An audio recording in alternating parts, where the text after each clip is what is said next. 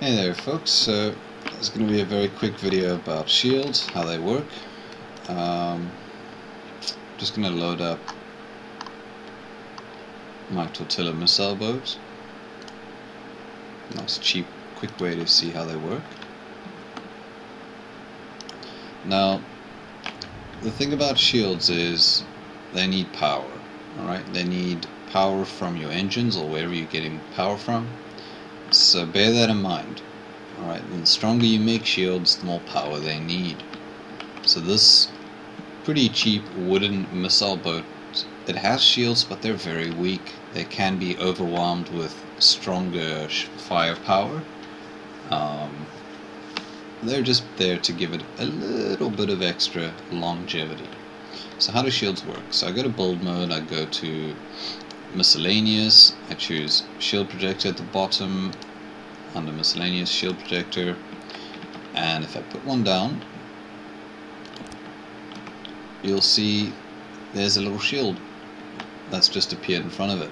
And if I go Q over the shield, we've got some settings here. Let's do it in such a way that you can see the shield changing. So there's a few options here. None for the type of shielding, none.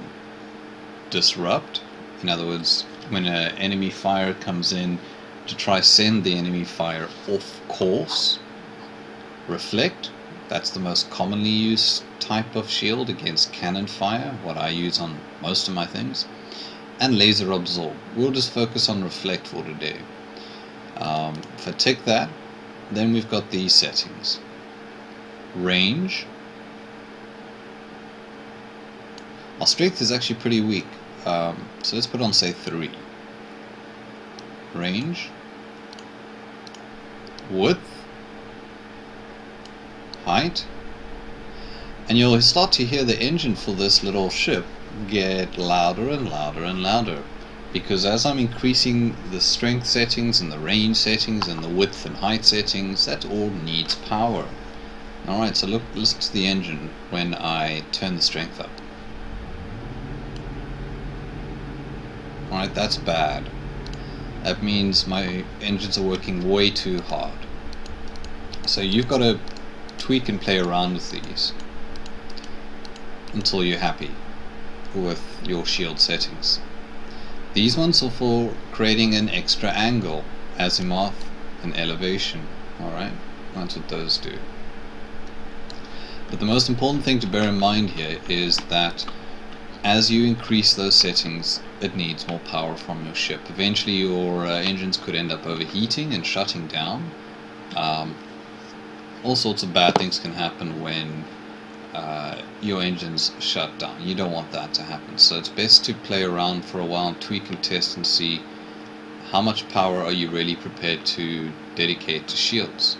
And once you've placed all your shields everywhere and you're happy with how strong they are, then you need to automate your shields. You want your shields to all be able to turn on automatically in battle and to all be able to turn off automatically in battle too. And to do that we use under control the automatic control blocks.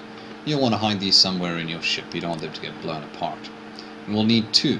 One to turn the shields on, one to turn the shields off. They're pretty simple to use. You might remember if you watched the other video under automation how they work.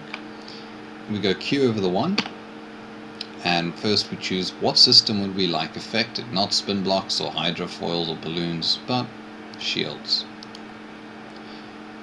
We'd like the shields to turn on to reflect mode, and then finally, when would you like the shields to switch on? Well, when the enemy range is a certain distance or less. So I choose, say, 3,000 meters, 3 kilometers, and I leave this obviously on no limit because I want every shield to turn on. So as soon as an enemy gets within 3 kilometers, this control block is now going to tell all the shields to switch on. But we want another shield control block to tell them all to switch off when the enemies are gone. So we go Q on the second control block. We choose shields again and leave it on no limit. This time we choose what do we want the shield to do, to turn off, and finally when do we want the shields to turn off. Well, we actually choose this one here, near the top. Activate every something seconds. And we say make that 30 seconds. And we go exit. What that means is every 30 seconds this control block's going to try to turn all my shields off. And you may be thinking, hey, that's really bad, you don't want that to happen in battle. Well, the good news is the first control block will actually override the second control block if it still detects enemies within 3 kilometers. So this control block will tell our shields to switch off, but in the next split second this one will tell them to switch straight back on if the enemies are still too close. And this is really good to do because if you're not running your shields with control blocks, that means your shields are permanently on. And if you're ever going to play campaign mode or something, you'll know that's a really bad thing because there goes all your precious gas, your oil. So let me just destroy this quick, and let's add a enemy.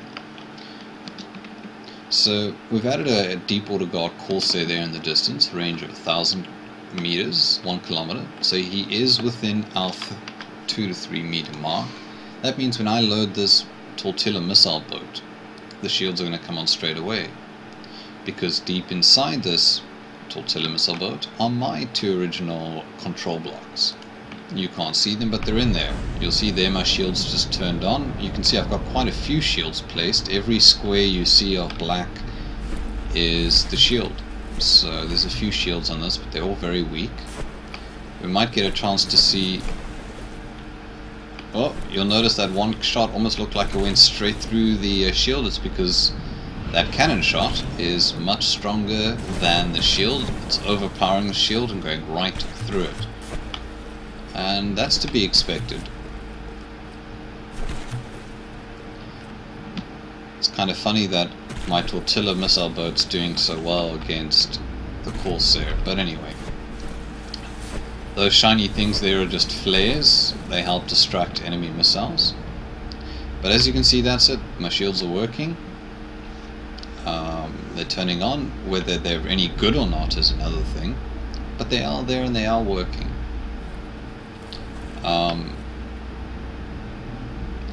There are more things you can do with shields. As I showed you very briefly earlier, you can choose to make your shields absorb lasers.